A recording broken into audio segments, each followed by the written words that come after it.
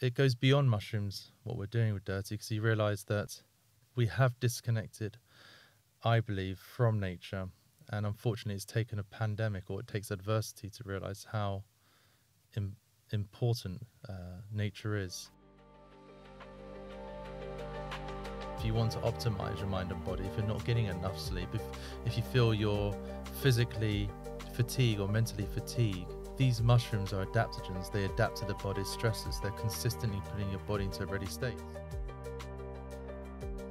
What you put at the end of your fork is the most powerful thing you can do. That's either going to improve mind and body, or it's going to just challenge the mind and body in not a good way. What one mushroom does, for example, chaga, which they all do, but very much profoundly chaga, which has the highest source of antioxidants compared to anything else that Mother Nature has presented to us in this lifetime. The moment you drink it, it basically upregulates and downregulates and gets your immune system to that ready state.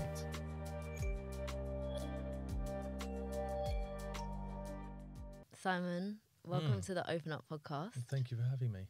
I've been really looking forward to this episode. We've met like once or twice before. I say this to you every time. On those two occasions. Yeah, on those two occasions, I just like sitting in your energy. There is something that is so calming and grounding. So I'm just excited to see where this conversation goes. Yeah, well, let's hope you don't fall asleep with this energy. Cause, my energy is too high, so okay, fine. We'll balance each other out. Sure, okay. So you are one of the co-founders of Dirtea. Sure, yeah. I see Dirtea everywhere at the moment. I feel that looking in, you guys are thriving. Yeah. I mean, if you pull the velvet cloth back, there's something more going on. But for what the narrative that's been put out there, it's almost becoming ubiquitous, and that's thanks to a lot of things. We could talk about the revolution in the digital sphere and how we connect, or the truth behind these mushrooms and what they're doing for our I'm going to customers. say, right, let's try and get into both, okay? But before, because I know that something that's really important through the company as well is the real like educational aspect. And I think that for my listeners, this is going to be super new. So I am really keen. I think this really aligns with when I'm coaching as well. Like I want people to understand like themselves better, what works for them, like how they get to be authentic, right? So when you talk about the education behind mushrooms, I'm really keen to go there. But let's actually start with the fact that you and your brother are the co-founders. And from what I see, you have a really close relationship. So how does it all work running a business with your brother? Maybe you'll be able to relate to this with your sibling. But so my brother and I have been inseparable since day dot, really. We've also in the same breath been unemployable because we think very differently and we don't like authority telling us what to do sometimes. Certainly when you have a creative mind, you have an unconventional way of having those ideas, and others become a perfect pessimist. But we've always worked well together, and we've grown up closely together. We get to understand each other's strengths, weaknesses, and where there are weaknesses, we support each other rather than demonize each other. And I think that's a rarity. And I said it the other day when I was speaking to Holly Tucker, and I think it's a rare gift I feel I've been given. Whether I met my brother in another lifetime, whether we were warriors on the front lines, I don't know. But what I do know is it's really helped this journey, because I think building a business in any capacity is no fairy tale. There's great challenges, and the challenge, as much as it may be commercial, it's also a mental challenge, personally, your own well-being. And paradoxically, that's how we got into this. It's building Dirtea was through burnout. But with Andrew and I, we share vulnerabilities, and sometimes as a man, sharing vulnerabilities can be something one shields from. But no, we're completely clear with each other because we share the same pursuit. What is the age gap between you both? Well, I think if you look at a certain perspective, many will think my brother's way older because he's got this biblical look and a heavy beard. He's got a very Keanu Reeves vibe. Yeah, he has, hasn't he? And but very Jesus as well. So taking that into consideration, he is younger than me. I am older. I'm 39 and he's 32. So you're right. I do really resonate in terms of like siblings. I've got one brother, one sister. to be fair, I work with both of them in very different capacities. Sure. My sister supports me in my business. I support my brother in his. I've seen when we met in KXU, yeah. Yeah, so I do really resonate, especially when, and I'm not sure if everyone's always going to be ready to hear this when you say, I don't know if I've met him in a previous life, but actually you feel, well, these are my words actually. I feel really grateful that I have like the relationship that I have with my brother and my sister. But it's something I've always been so deeply grateful growing up for. And it's something that I guess I've had like a fear that if anything ever happens to them, like that's my fear. It used to actually be a recurring dream for me. So it's always been like this deep sense of gratitude that it happens to be them. And I don't know why it's them. I'm just grateful. So when you really say about whether you don't know whether you met him in a different life, but it works and that there's this like synergy, but also understanding each other's vulnerabilities. Now, slightly different because it's a male to male relationship, right? So I can't speak on that part. But I want you to take us back to how you both grew up in terms of like your dynamic with each other. Right. You being the oldest. Yeah. Also, everyone thinks my brother's the oldest. I've just got the good genetics. That's all. Yeah. But yeah, what was life like growing up together? We've always had a very, well, now we call it entrepreneurial mindset. We would go into any environment, any event, look at a brand, and we'd always challenge it. That was always on the outset. So I went to university. He didn't. I pushed the idea of him not going to university. I didn't think it was right as a personal opinion for him to go. And he knew, he didn't need me to tell him that. It wasn't right. And actually, I'll be honest now, I think now I'd love to go back to university because now I know what I want to study. Back then I was forced into what I wanted to study. And back then, you know, I'm dyslexic, which I've now seen as a gift rather than a curse. Nice. But when I was at school, I grew up on the idea of that being perceived as average and below was a bad thing. But we started businesses when we were young. We started in the promotional world. We started going into PR. We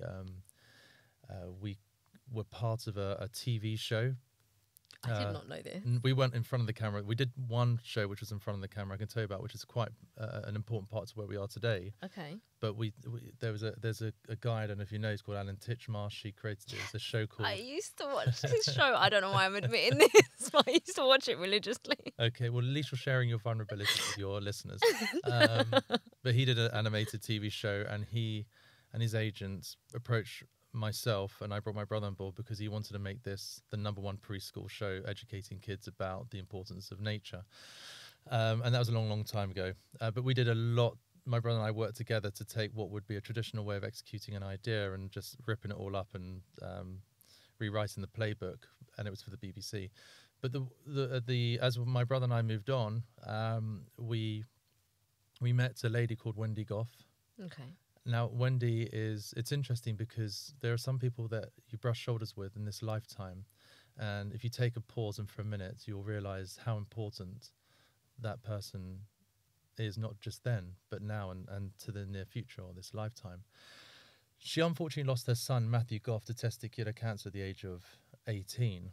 The reason he lost his life was he wasn't speaking up about something that was actually 100% curable, being testicular cancer. And most cancers in its early stages are treatable, or certainly with testicular cancer is near enough 100% curable. She gave a talk in my brother's school.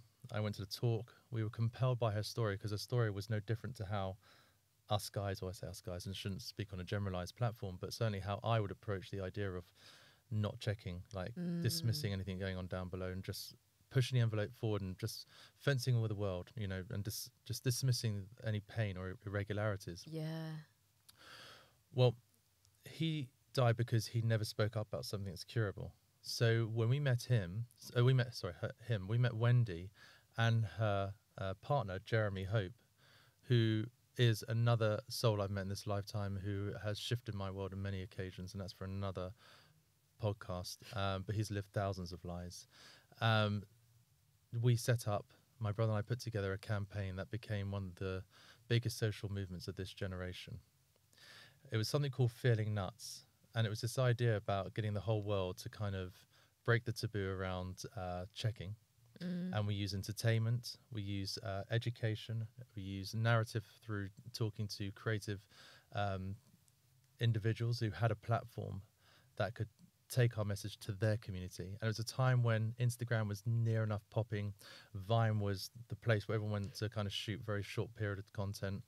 And my brother and I worked together. It was a tireless pursuit that we were on, and we went through so many challenges. And actually something I've learned now from back then is the fact that from all the failures that we went through to build what we built, we felt like we were failing forward. You know, we didn't feel that it was something that was someone telling us to shelf what we're doing and just find something conventional to do.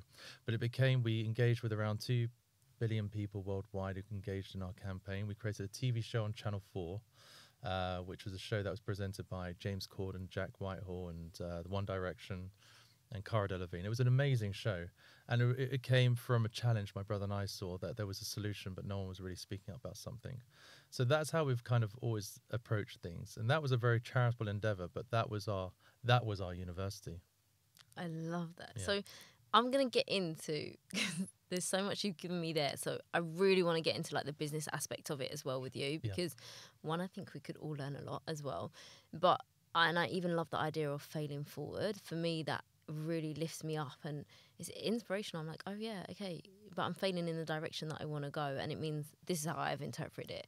It means I've learned something that's not how I want to do it, or that's not what's going to work. But if I didn't try it, I wouldn't know that.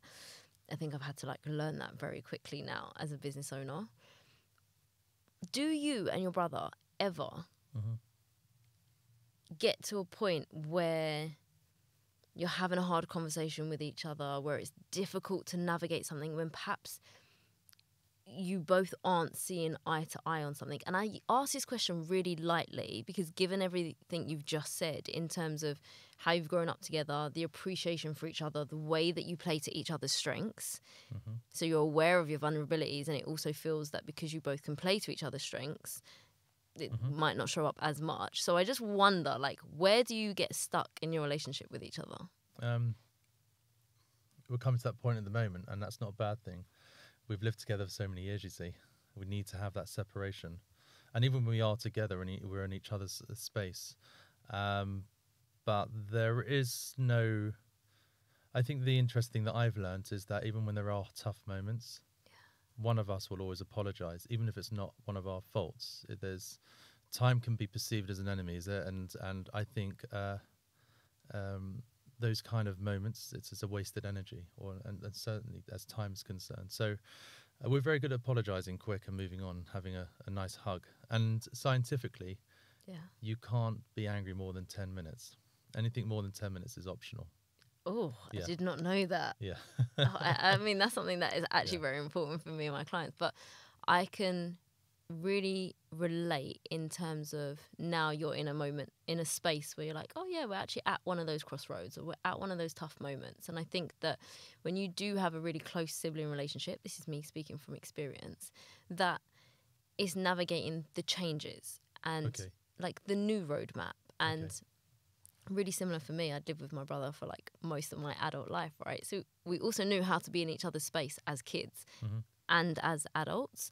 And to be fair, my brother's actually always been entrepreneurial. He was the kid at school at 10 that was selling sweets when there was a tuck shop, discounted the price, earned money from a really young age. And it's something I've always massively admired in him.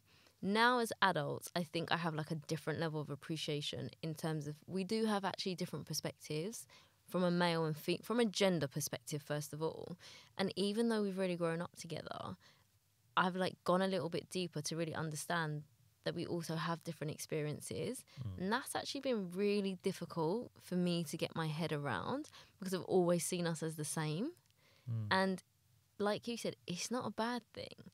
And it's also, I think I'm starting to, I don't know if he's going to agree with this, but allowed me to appreciate him in a different way. So yeah, I understand, like I appreciate his strengths and what he's good at, and they tend to be the things that I'm not, but on a really, really different level. So I think that space isn't a bad thing between a sibling relationship. No, and I'm learning it now. So I'm listening to you without a notebook. Maybe I should be writing, but there's a separation of what we're going through at the moment in a good way. So I'm happy about that, and we're consistently learning from each other. But I would say that we've understood that frustration is wasted energy. So we quickly apologize, we quickly see eye to eye, and we move on. Does he have the same, what I'm going to describe as calming approach? No, as you do? no, he's calm, but we're very different. We're incredibly different ways of approaching any certain situation. Maybe mushrooms has allowed me to kind of be calm. Maybe mushrooms allow my brother to be more calm in certain circumstances. I think the idea is simple. If you can't quite influence the external forces, release the reins and just be as present. But that's easy said than done. But that's something we've both learned over time. Yeah, I'm going to say definitely easier said than done. We're going to talk about actually where mushroom can fit into this. From my perspective as well, definitely when I see it with my clients, is it's also a practice. So as much as, yes, it is difficult and I feel it sometimes. And sometimes I'm like, Amira, you're a coach. Come on, like do better. In that moment when the emotion takes over, if you cannot regulate your emotions, like that's where you step into a zone of what I call your danger zone, because you say things that you don't mean. Like there's sometimes places that you can't come back from, and it isn't about, I mean, I talk about this a lot, right? But I really want to shift people into a state of being able to respond and not react, because actually it's so much healthier for you as a human. And like you said, you can't be angrier for more than 10 minutes. After that, it's a choice. So actually, why do you want to choose to stay in that space? Because it's not healthy for you, and it's not healthy for the relationship either. So I think that that's really, and I asked that question because now when I look at me and my brother as well, we definitely have like different communication styles. And the way he approaches it is, yes, what I value him for. But when we don't see eye to eye, it frustrates me. And it's actually looking at it from a different perspective and say, okay, Amira, you're probably a little bit in his face. So let's take a step back and actually, you know, come back to the goal, or come back to actually like, why have we got different perspectives on this? So it's interesting to hear how you guys are navigating that as well, especially because it sounds like in some way, shape or form, you've had like a working relationship way before Dirtea was actually evolving. Yeah. And as siblings, how we're approaching each other, one thing I've learned is it's always with love. So Oh, yes. I'm such a fan of that. that's how it is. It's evident. Others will see it when we're in the same room. They can see that the brother's having a slightly frustrating moment, but we're never going to lock heads, you know. But there you go. I love that. Now, I guess this is the part of your story that I do know, okay? Before Dirtea actually was created and evolved, you guys had a different life, looked differently for you, and you've kind of given us a little bit of an insight. Tell us a little bit more and exactly what got you to the point of either burnout or close to burnout. What did your life look like before now? Before burnout, or why we're going through burnout, or give us the lead up to burnout. Well, what I know now is the fact that because of the way we were schooled earlier in education, we were never educated about the mind and body. I mean, the way I've looked at it, certainly we did science and biology and chemistry, but nothing was really about what was going on underneath the bonnet. So when you're put, I guess, in a situation where your foot's on the pedal and you're building a business, as my brother and I were, and the business was doing really well, but we weren't. So as much as we were building a business, becoming the CEO of a company, we weren't becoming the CEO of our own body. And as we were pushing forward, these different chronic symptoms would present themselves to us. It's amazing how far you can keep going and almost perceive you're being resistant to these symptoms, but your body is screaming to slow down. So anything from sleep deprivation, and that kind of presented itself in anxiety and panic attacks. And I know that sometimes I'd throw a hat when I was walking through Oxford Street. I didn't want people to see me because I felt physically incredibly fatigued. So it was this idea of self-deprecation, head down, wannabe self. I just didn't like myself, didn't like the way that I was, and I thought I was being healthy. I definitely was, and we were knocking back Red Bulls like there wasn't tomorrow. We were not sleeping well. So the other thing to take into consideration, this timeline of events, I'm older than my brother, and I'm seeing him going through what I'm going through, and I didn't have the answers. So I felt like it was almost a success and failure for my brother, and it felt like a very lonely street that I was running down without these answers. We never wanted to lean into allopathic style of medicine, conventional medicine. However, your most trusted source is a doctor or your family doctor, your GP, and the bandwidth of their knowledge is limited, and actually the bandwidth of their time is limited. You're not going to have more than 5 minutes with a doctor, and as a result of which, they're dealing with the symptom, not the cause. So if you feel like you're not sleeping, they'll dish you a sleeping pill. I almost feel they're lining the pockets of the pharma agents. They're almost, or the farming industry. I believe they're the pharma agents, unknowingly.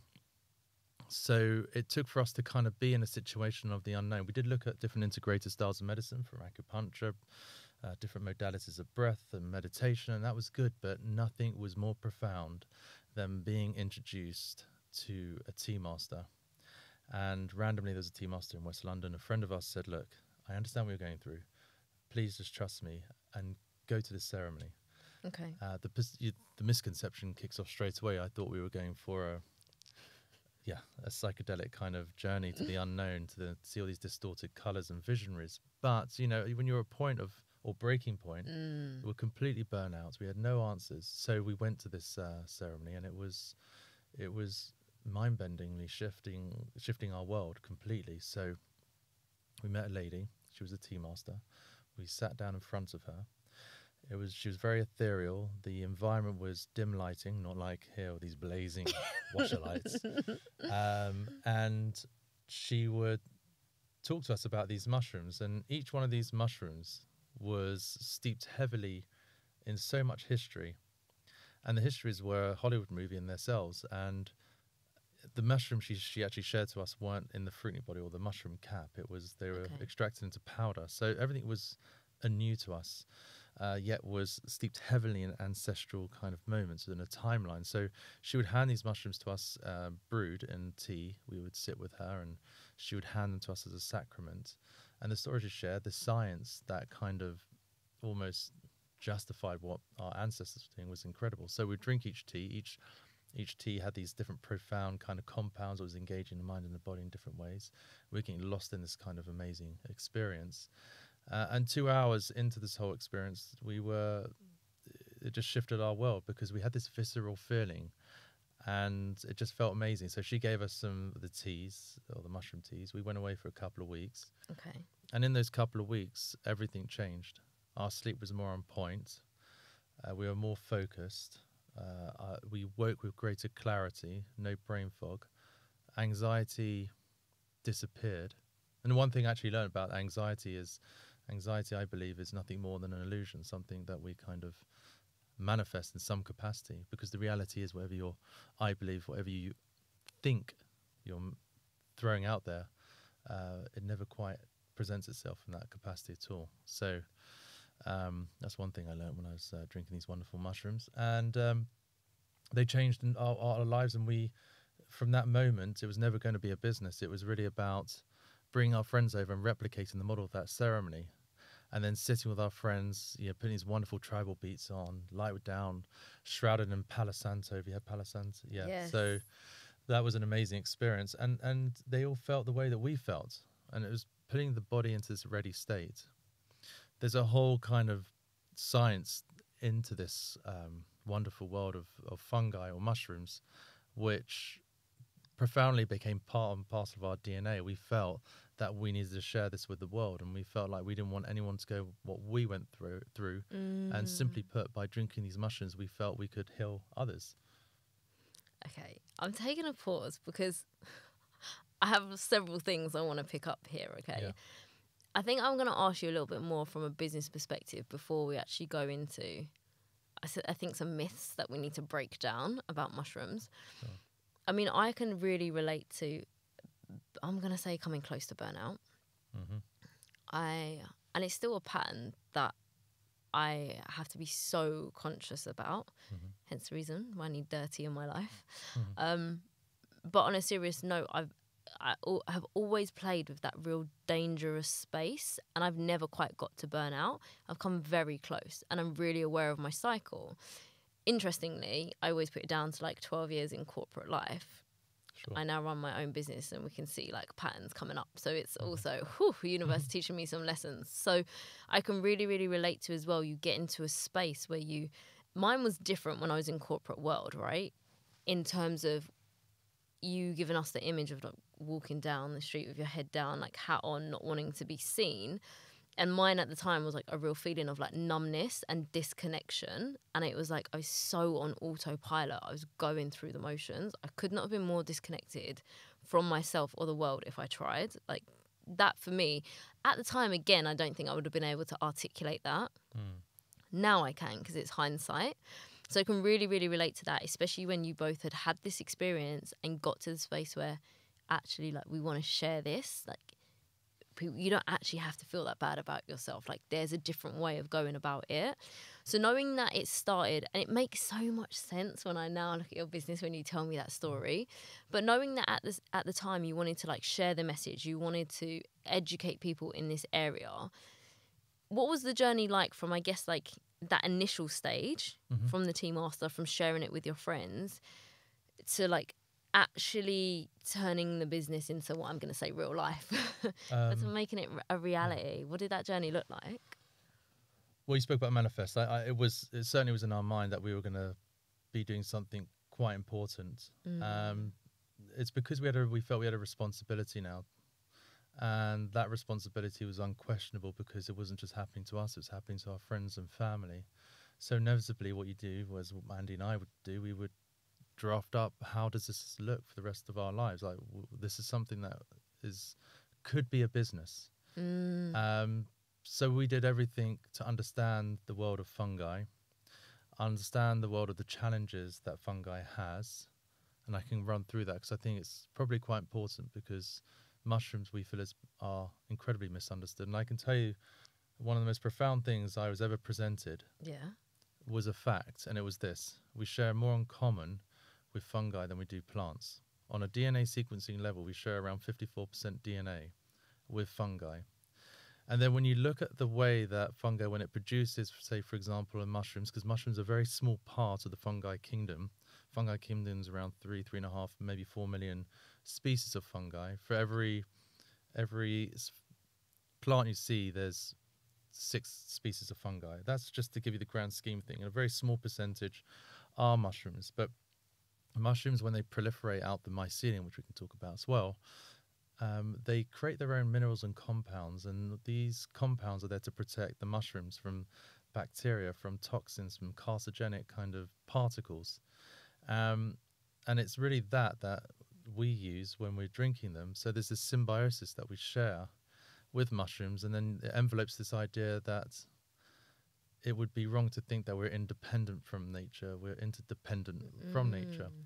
And it goes beyond mushrooms, what we're doing with Dirtea, because you realise that we have disconnected, I believe, from nature.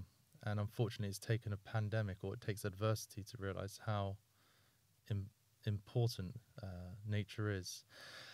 And you can go back, I mean, there's Hippocrates, who's the godfather of medicine in the 5th century. He spoke about the healing of the body and how nature should be revered, of how important it is to heal, and was very much a fan of mushrooms.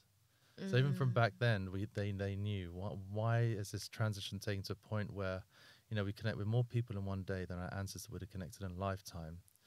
Yet we know we feel alone, and beyond feeling alone, we've dismissed many things, and one of those things I feel is mushrooms. So that was the great challenge, and the solution really is to take something so misunderstood, simplify it, democratize it, and sell these mushrooms to the world. I mean, so far, I think that you're doing a very good job of that. And I am really keen to actually get into let's clear up some of the misconceptions around it, because whenever I speak to you, I think I'm taken aback by like the vastness of things I don't know.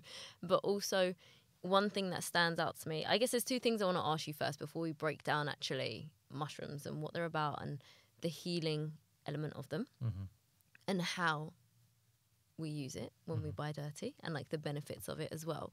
The first thing is, okay, I really understand like what brought you and your brother to this point and the experiences that have kind of led you down to where you are now. when you say, oh, yeah, you know, we went and learned about fungi and we learned about mushrooms and, okay, great. But like, what did that actually look like? Because I listen to you and I'm like, it's a whole different world. And for me, it sounds like, because I'm always going to tell you what it sounds like from my opinion, I could be so wrong. You are really knowledgeable in terms of like the science and the information behind it. And for me, that feels like years of wisdom. So how did you go about navigating? Yeah, great. Okay, it's the same thing. Like if I say, okay, I want to start a new business tomorrow. Okay, well, unless you're really experienced in that area, you have to go and learn. Yeah. So like, what was that learning journey? And I really do understand that like you're still on it. It's not like it's done. Nowhere near. I had a feeling you'd say that. But for me, it's not like you're perhaps conventional thing that you're going to go and research and find out. So like, how did you start that and how do you keep going and keep learning? Books, mentors, and reaching out to the world of mycology. Mycology are those who study the biology, the art of mushrooms. There's some wonderful people come into our lives who understand what we're doing, understand we're democratizing mushrooms, and they're like feeding us a reservoir of knowledge, and we live off their kind of research. The other important thing is, and one of them is Juliana Fersi, who's one of the most powerful mycologists in the world. She's in Fantastic Fungi, which is an amazing documentary on Netflix, which has been going viral for such a long period of time. And there's many more. Okay, when you're building the business and you start talking about these benefits, for many you're going to get caught up, be called a charlatan, snake oil salesman. I mean, inevitably it's always going to happen. Yeah. We did the research because we passionately believed in the truth, and the truth has to be justified. You can sit in front of a scientist and tell them everything about a plant, but unless you have, or a fungi or anything, but unless you have evidence to support what you're about to say, it's dismissed. So for us, because of how these mushrooms do heal, or research shows how they do heal, and the human experience is always undeniable, there are two important parts to bringing this. We wanted to become the authority in the mushroom space, which will allow us to become the authority in the wellness space, because mushrooms allows you to become more conscious about the mind and the body, and allows you to become more conscious about prevention and integrated medicine and all these other things to kind of ensure that we can live a good life, a long life, long or short, whatever it may be, but feeling always in that ready state, and mushrooms allow you to feel like that. So it would be there's so much, I'd say, with the audio revolution, what we're experiencing now doing a podcast, there are so many intelligent people out there in integrated medicine that talk about mushrooms. So leaning off them, mycologists, I was saying, research papers. There's a wonderful platform and institution called NCBI, where there's thousands of research papers. So Andy and I would spend days going through it and just finding the right kind of research, and whether it be about, lion's mane has been shown in its early, for those who have early cognitive dysfunction, such as Alzheimer's. Lion's mane has been shown with a certain compound called aranesines, and I'm trying not to say too many of these scientific words. I'm taking it in. I'm like, okay, Amira, listen. I'm going to put this in the show notes. It's been shown that it can penetrate through the brain-blood barrier and stimulate the growth of new brain cells in hippocampus. Pretty powerful. Yeah, which is where the memory consists and the thinking part of the mind.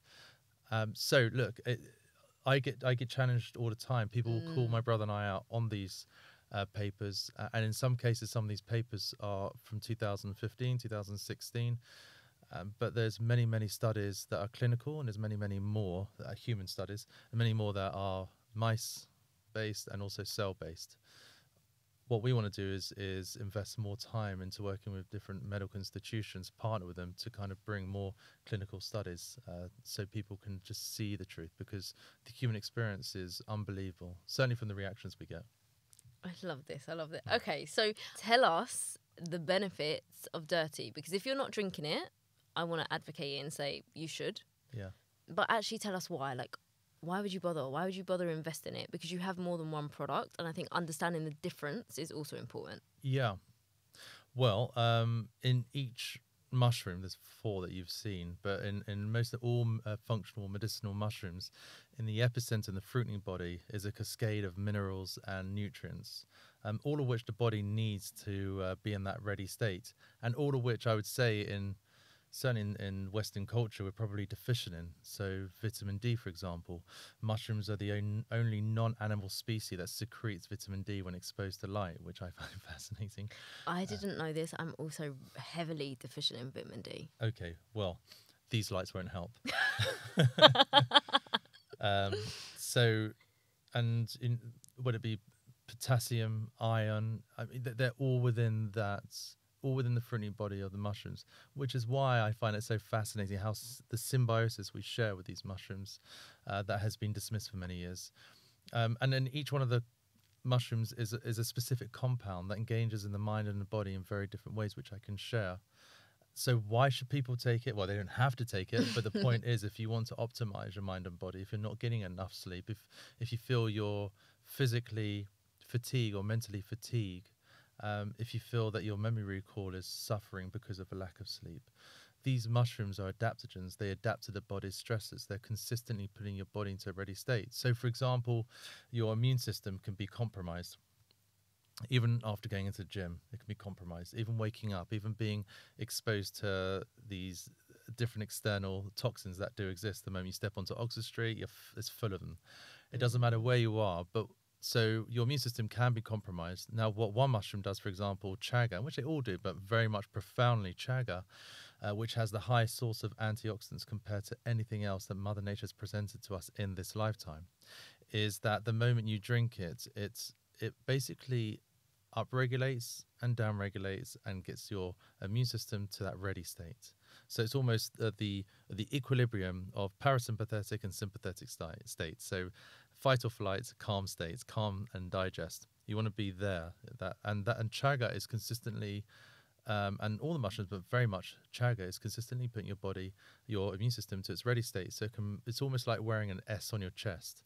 So oh my God, if that's not like sold it to me, nothing's going to. Are we done? We good? We can finish? I mean, like, we're done. Let's wrap it up. But also, I know I've actually massively interrupted you, but not at all. I was thinking about my listeners, and my community massively are like overachievers, right? You're used to being successful, and especially if, I mean, my community isn't just London, right? So I hate to just base it on London life, but that fast-paced way of living. And actually, I think that when you talk about regulating nervous system, this is something that like I've really been learning about as well. Love that you put it into like terms that we're a little bit more familiar with in terms of fight or flight and the calm state, but actually where the power of this particular mushroom is doing both, and what you call puts you into that ready state. I feel like is really important. Listeners, this one's for you, right? But because we're living this perhaps in an environment where we feel we have to, or we're rushing around, or for my single parents out there where you don't feel like you've ever got enough time in the day, and actually how this can add value. And I think that's important. And I'm always talk about like the baby steps, like what's the little micro needle thing that's going to move you towards the direction that you want to go. So doing things incrementally. Well, I think in most cases where wellness is or prevention is there is this kind of there's this mentality of people are just aggressively going hard into the idea of going onto this fasting scheme or this diet plan or this workout thing. I think the wonderful thing about mushroom, everything is a very calm way of doing it. So bringing Dirtea into lifestyle, the way we brought Dirtea in, we wanted to bring Dirtea into lifestyle was never to force habit, but to just basically elevate what you're already doing. So if you're having a coffee and you want a brain tonic, throw some Dirtea lion's mane in there. The compounds are activated. They're not compromised by being in the coffee. And that's good to know. Yeah, so you're kind of subliminally putting it part of your lifestyle. You don't have to overthink it. Habit stack people. Put something onto a habit that already exists. I'm like the biggest fan of that. Yeah, and when you start to see changes, there's a chap I spoke to this morning who is going through his own kind of personal experience, and it's having an effect on him mentally, as a result of which his sleep messaged me today, and he said after 4 or 5 days taking reishi, which is the calming mushrooms, which can increase your sleep cycle, certainly your deep sleep, he's having the most profound sleep. And we are a generation, not to speak too generalized, that aren't getting enough sleep. We're surrounded by all the external environment that's pushing us out of our sleep cycle. So there's a way that we can understand our rhythm we can get our sleep back, and mushrooms is one of those teachers, I feel.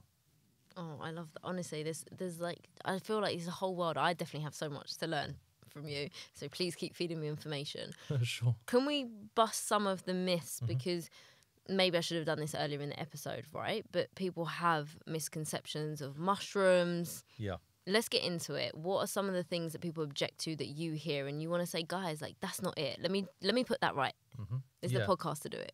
Yeah, there's a whole podcast in itself about the misconceptions. It's actually been coined years ago by Gordon Wasson, or his wife, I believe, in the 1950s, as mycophobia, which is the irrational fear of mushrooms. Okay. So if you take it, maybe look at it this way: in the human life cycle, our viewscape mostly is trees, animals, and plants, flora and fauna. We don't quite see mushrooms. They're hidden out of sight. And when you do see it, they're very ephemeral. They kind of present themselves and then they just disappear and go. Because we've grown up with a lack of knowledge and understanding, there's so much power of these mushrooms. The human mentalities just dismiss it. So I grew up personally with having authority figures telling me not to touch a mushroom. It's poisonous. Well, there's a lot of flowers that are poisonous and fruits that can be poisonous as well. So, and with mushrooms, there are some that are poisonous, but it's a very small amount. And so that's one of the misconceptions. We are so interrelated, as I was saying before, with mushrooms. It would be fool to kind of dismiss how important that symbiosis is. You've told me that fact before as well. And every time I act like it's new information to me because it blows my mind. I only say it to you to get your attention. I'm very happy. It worked.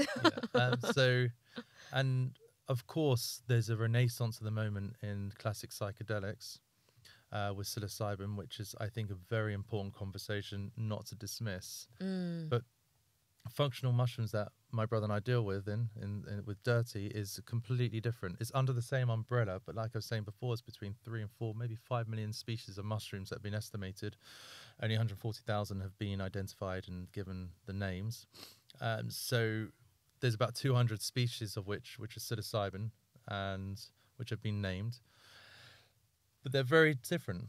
None of our mushrooms have the psychoactive compounds in them. So when we did the first ever mushroom coffee joint in the world in Selfridges. Selfridges were massive lovers of our teas, and they heard my brother and I give a keynote, at Voices, which is part of Business of Fashion, run by an amazing guy called Imran, who I love dearly. He's been a big supporter of ours. And they basically said, we want to put a bar there. There's this amazing renaissance around wellness, and mushrooms getting so much attention, and people need to know about the functional space of mushrooms and how they can improve mind and body. When we went up there, we were on the entrance. You come into Duke Street, so there's probably about 400,000 to 500,000 footfall every week of people seeing Dirtea, and a high percentage of them thought we were selling psychedelics. Interesting. So that was great for us because we get to kind of retell the narrative and educate. I don't think Selfridges would be too fond of the idea of us selling psilocybin. Yeah, I don't think so. No. I don't think so at all. So there's that. It's also, some of them very odd to look at. They look like aliens. Some, when they land on your plate, it's like a portobello mushroom. And many people don't like the taste of them. Yet paradoxically, they have so many, like saying, all the minerals and nutrients within them that's so good for us. So those are some of the myths. There's probably a few more, but those are the ones that we engage in conversation, and certainly taste is a big part of it as well. But Dirtea, remarkably, doesn't taste like mushrooms, I believe. And some people do, and who do challenge the taste of some of them, they just may add raw honey to it or milk to it. I love that. I can definitely attest and say it doesn't taste like mushrooms. I'm not really for nor against like the taste. Could take it or leave it. But when you have the tea, I think it's nothing like it at all. But it also cased things with so much agave syrup. So maybe that's why. Okay, yeah, maybe. That's why. One other thing that I know that something is important to you that I'm really, really interested in is healing. And this naturally follows on from mushrooms having their I'm going to say healing superpower. And recently you've undergone some pretty big surgery on your ACL. Can you tell us a little bit more in terms of your approach as to coming out of surgery? how you wanted to heal from this operation, because from what I understand, it is a big one. It's quite serious. Yeah. It can be. I'm going to say can be serious, right? It can be serious, definitely. And I think the approach you've taken, perhaps not everybody would have taken. So just tell us a little bit more on like why and how you've done it. Okay, so maybe the way I'll approach this is the distinction between conventional medicine or allopathic and integrated medicine. So having any sort of surgery is going to be a trauma and does affect the whole biology and the body chemistry. So after having an operation like this, which was about 2 hours, I believe, I was handed willy-nilly these different opioids. Okay. And of course, no one wants pain, so the idea is to take them. The interesting thing about conventional medicine, certainly with opioids, there's an addiction to it because it does suppress the pain. But it's almost, the analogy was handed to me once, which is it's like a flame. There's a wildfire going on, and there's a smoke alarm, and the smoke alarm's going off, and all the opioids are doing is pulling the wire. But the point is that the flame is still, it's becoming a wildfire now. The point with taking the integrated approach with medicine is how the medicine adapts to the body stresses. Like we spoke about mushrooms, but then you have traditional Chinese medicine where you have different layers of traditional Chinese medicine, how powerful these medicines are. You have mediocre, you have medium, and you have the superpowers. You were talking about superpowers before, where you have like ginger and curcumin and turmeric, and certainly mushrooms, reishi being really high up. Probably, I would say, probably the highest in traditional Chinese medicine and how it can adapt to the body's stresses. Okay. So I would certainly use that approach, and that approach was adapting the stress and calming everything down, where rather than numbing the pain, you become almost a comrade. You become almost a spectator to the pain itself. Then focusing on meditation, but there's this idea of visualization. So I did a lot of that. I just didn't want to do anything conventional at all. So Okay. the reason I bring this up is because it's just how powerful the mind can be. So it would be me sitting down or with my leg up and visualizing me running, because I need to get back into running. And there's a way that actually tricks the brain chemistry, and now it's proliferating more T cells and white cells to the issue, the problem, and healing the problem. I used other approaches from far red infrared light. I swim in the Serpentine Lake a lot, so I was doing a lot of cold immersion. So anything that was aggressively working on the injury itself was healing it quicker than anything conventional. And how many months has it been since surgery? 2 months, I think. So in theory, some people usually still in crutches, maybe 7 weeks, but just over a week I came off crutches, and it's amazing because you really understand the challenge that's ahead of you. And if the conventional mind is to kind of lean into these pharmacology and some of these pills, I wouldn't dismiss them completely. I think there's a time for them. Okay. And if it's the only thing that can stop the pain, because mine was painful but not excruciating, I wouldn't dismiss not using it. But I wouldn't dismiss the idea of bringing integrated medicine, because the moment it almost helps you wean off that medicine, and then allows you to kind of live a life in rhythm, not just with nature, but everything that's grown from the ground, everything that's from Mother Nature. And how well is the healing process going? It's amazing. Riding a bike, running next week, swimming, walking so well. In a sense, didn't feel like I had an injury. It just allows you to become more conscious about how important everything is here. And, if you was doing a time lapse, like if I was to cut the finger, with paper cut, let's say, not too aggressive. Okay, yeah. Sorry. I had a different image in my head. I don't know why I did like that. But if you did a time lapse, you would see how all the cells are just regenerating and everything is healing. And that it's like this Wolverine kind of approach. There's a sense of the body heals. If everyone understood the idea that, well, people do understand, so forgive me saying that. If we're more conscious in some capacity when we do have something like a trauma or pain, if we understand that the body does heal and we give it the time to heal, then I think we become a more of a powerful figure mentally and physically, because we understand that we are our own doctor, I feel. And I think anything, also I didn't quite say nutrition was a big part. So anything, I'd say the big parts I went through for complete healing of mind and body was nutrition, lifestyle, movement, and certainly waking with a purpose. Those 4 things were very powerful parts. What you put at the end of your fork is the most powerful thing you can do. That's either going to improve mind and body, or it's going to just challenge the mind and body in not a good way. I was going to ask you a different question. I'm going to change it now. Especially if you look at like the last couple of months where you've really focused on healing. Yeah. In what I would determine a more natural way. What would be a typical day in terms of nutrition and what you would eat? What would you focus on? So the mantra is not to eat less, but to eat less often. That's my approach. And it's a varied diet. You know, don't stay just on paleo, don't stay just on vegan. It is varied, but the idea is to get as much plants in as possible.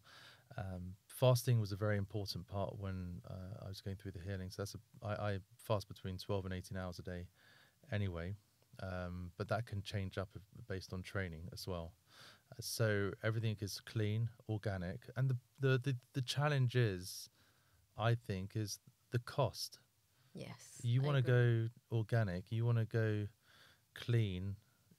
The cost is so high. So I don't think it's a democratized approach. I think the more close to the source you can get, the better. I don't think anyone should be fooled by the packaging in some of these big supermarkets. There are certain drinks that say they're healthy, but then if you look at the ingredients, they have rapeseed oil, which is almost a carcinogenic in itself. And rapeseed oil is found in aftershave, not aftershave, I'm thinking rather. It's found in certain other hair products. And of course, I wouldn't know anything about hair products. So that's why I kind of tripped over that part. You're so loud. I was like, we've been talking for quite a while, so you're so loud. That makes so much sense. I think I may know how you're going to answer this, but to kind of round it up before I give you our last quick fire round, which is never really a quick fire, is if people want to really start to focus on how they heal their body in a less traditional way, I think that's the way I'm going to phrase it, where would be like a really good starting point? There's a man by the name of Andrew Weil, or Andrew Weil, some people call him. He's one of the great pioneers of integrated medicine. He's one of the first really who brought functional medicine to the forefront. He's someone who passionately believes in plants. He's someone who passionately believes in all these other different modalities that exist, such as breath work. He will quite rightly push the power of breath.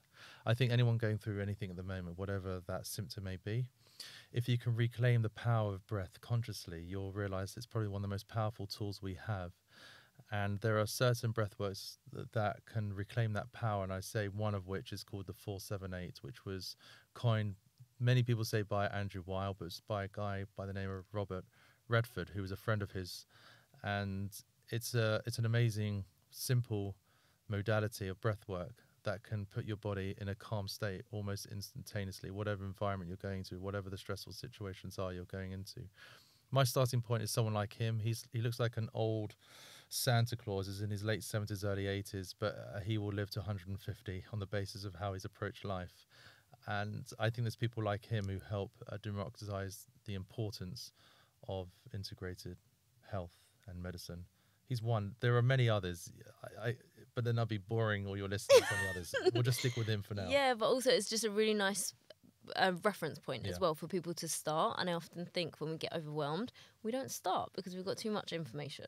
So I'd say then a book that everyone should read would be Spontaneous Healing by Andrew Weil, or Weil, however he likes to be called these days. Okay, I love this because you just led it so nicely into our kind of, what do I say, quick fire round, 3-question recap. Okay.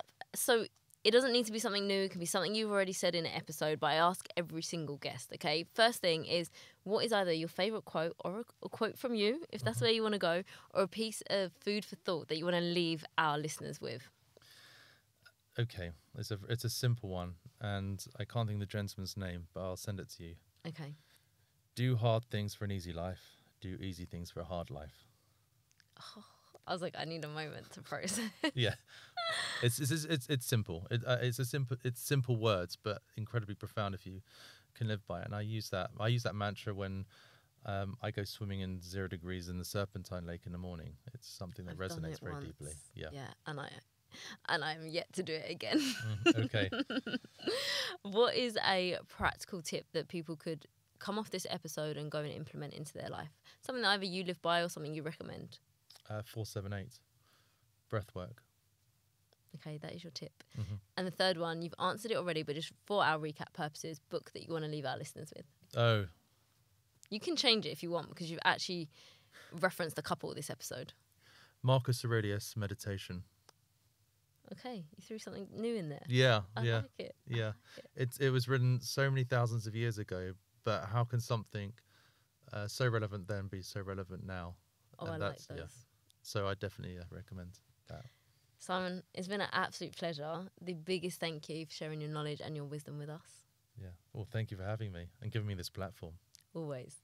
Thank you.